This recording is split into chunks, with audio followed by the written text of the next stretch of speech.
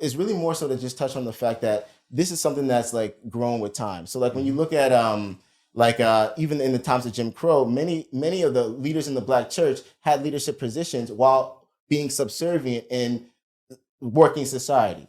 To some degree. No, I agree with you. Early Black Christianity, especially coming here out of Philadelphia, when you look at Absalom Jones, yeah, you look at Richard Allen, who protested against white church because they were not allowed to pray in the pulpit with white people. They were relegated to the back. So they walked out. And out of that came the African Methodist Episcopal Church, which is the largest Black independent, and one of the oldest. Yeah. There's debate there because there's about 3 different churches who claim to be the oldest. Yeah. Just like we got 3 different HBCUs in Wilberforce, Cheney, and Lincoln who claim to be the oldest. But they're the oldest, right? Yeah. So when you look at that, AME coming out of that protest, had I been back then, I may have been an AME.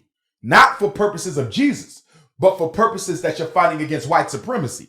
I look at Absalom Jones and him he also became one of the first Black independent church denominations. I actually just visited their grave not too long ago. So those Black church leaders, those early Black church leaders, I don't take issue with them. My cousin, Frederick Douglass, was actually an AMEZ pastor for a time as well. Right. So back then, the Black church was the bastion of organization.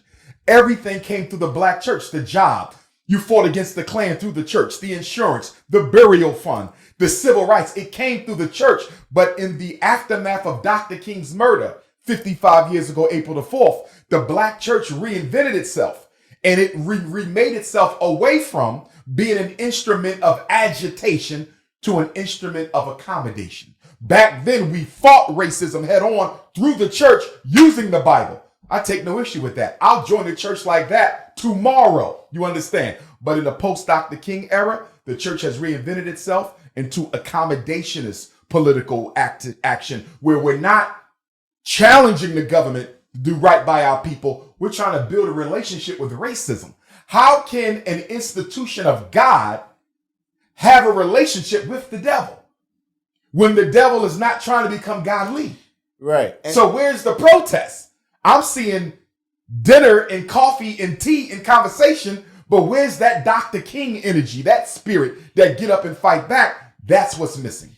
And okay, so now we're getting to the meat and potatoes of what I want to get into. So with that being said, right, like and just a level set, I consider myself the church, right? Like being a Christian, the church is not necessarily a building. Mm-hmm. It's the people that make it, right? And being a part of the church, I know that we care about people, and we're trying our best to enhance our community and uplift our community. And I know for a fact that there are some churches that are doing a lot to actually like benefits the community around them. But time out. I want to ask you something, and I want you to continue. Yeah. Churches do care. Yeah. Churches do a lot. Yeah. But with the church being the oldest political bulwark in the Black community, it's not just about caring about people. It's not just about doing a lot. You have to attack the 5 major problems that Black people have, which are talk to me, miseducation, mass incarceration, yes, gentrification, police genocide, and access to wealth, also known as economic apartheid. The Black church must lend itself directly to challenging those 5 major problems and or creating the 6 major institutions that we need. Schools for our children, hospitals to take care of our people, supermarkets to feed our people, manufacturing sector to employ our people, distribution to give them the needs that they want, and the banks to invest in our people. So you must be dealing with one of the 5 ills, and you must be constructing institutions to address those 5 things that we need. The Black church isn't doing that. And one of the reasons why many Black churches aren't doing it. And again, there's exceptions. Let me give you this. One of the reasons why they're not doing it is because in the year 2000, President George Bush, former President Bush, the son, he made it possible for churches to qualify for federal funding, faith-based initiative, FBI. And I would dare argue that the Black church is metaphorically the new FBI, the new agent, because ever since George Bush made it possible for Black churches to qualify for federal funds, they have not been on the front line of any fight. You can't name me a church in any city, in any state in this country that is at the forefront. I didn't say participating. I said leading, galvanizing at the forefront to improve the public schools, at the forefront to change mass incarceration, at the forefront to deal with gentrification and homelessness, at the forefront of police genocide, at the forefront of economic apartheid. I don't mean I came to the meeting. I don't mean I walked in the march. I mean you are galvanizing at the front like an Absalom Jones or Richard Allen or Dr. King or El Hajj Malik El Shabazz. And when I say church, I'm not singling out Christianity. I want to be clear for the viewers and for you. When I say church, I'm speaking inclusively of all black religion. That means Muslims too. This is Philadelphia. We have more African-American Sunni Orthodox Muslims than any city in America. And guess what? The masjids in this city, they're doing next to nothing either about mass incarceration, miseducation, gentrification, police genocide, and access to wealth. So when I say church, this is not a Christian thing. I'm talking Jehovah's Witnesses. I'm talking even African traditionalists.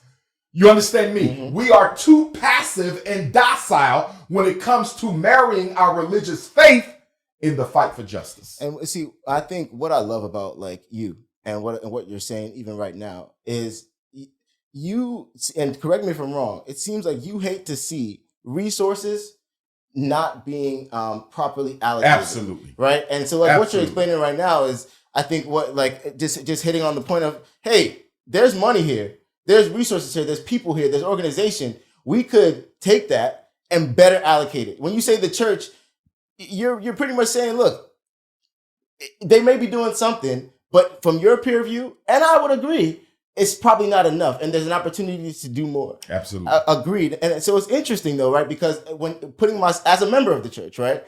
I think there's a perspective of prioritizing the faith in itself, right? Because if you think about it, as a spiritual leader, my perspective is, if I can connect you with God, I may not be the forefront leader of the nonprofit that leads in education, but by connecting you with God and connecting you with your full purpose, you now are equipped through that process to then do that for your community.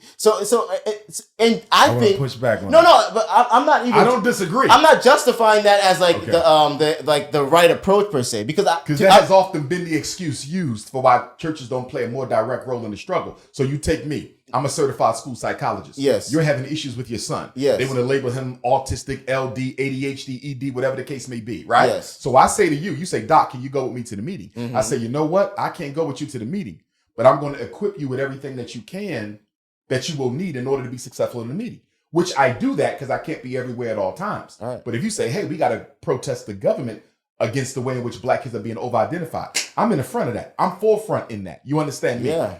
I cannot lead from the back. I cannot say I'm going to tell y'all everything wrong with the American white power structure and then myself not participate in that actual fight to transform the American white power structure. So when the church says, I'm not going to fight, but I'm going to equip my flock so that they can take up that fight, that's somewhat cowardly. You should be equipping them and preparing them. That's important.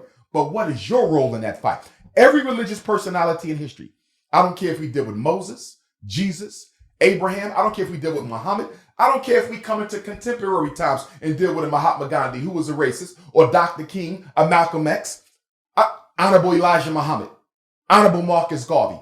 Any leader who professed a faith, if he was sincere in his faith, automatically became politically relevant.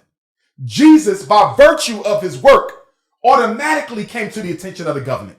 You couldn't keep him out of it. Because if I'm fighting for people, I have to take on the enemies of my people. Dr. King automatically became relevant. Mahatma Gandhi in India automatically became relevant. There's no such thing as I'm a pious man, a pious woman. My life is dedicated to spreading the gospel of Christ and preparing my people for a relationship with the Almighty, but my life doesn't matter in the everyday lives of my own people. Show me where that exists in the Bible. Show me where that exists in the Quran. How can you be so in love with God that you're comfortable with your people living in hell? And honestly, I hear you, right? Because at the same time, there's a lot more. I agree. There's a lot more that we could do. And so if we were to get to the tangible, because see, What I don't want this to be, right, is a conversation where it's like we're smiting the church. We're not smiting the church. Yes. I want the church. My issue with the church is not what it does. Yes. It's with what it doesn't do.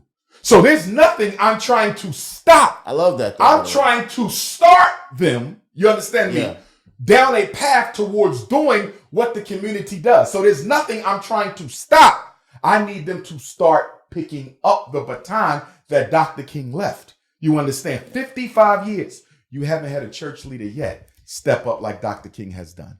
Man.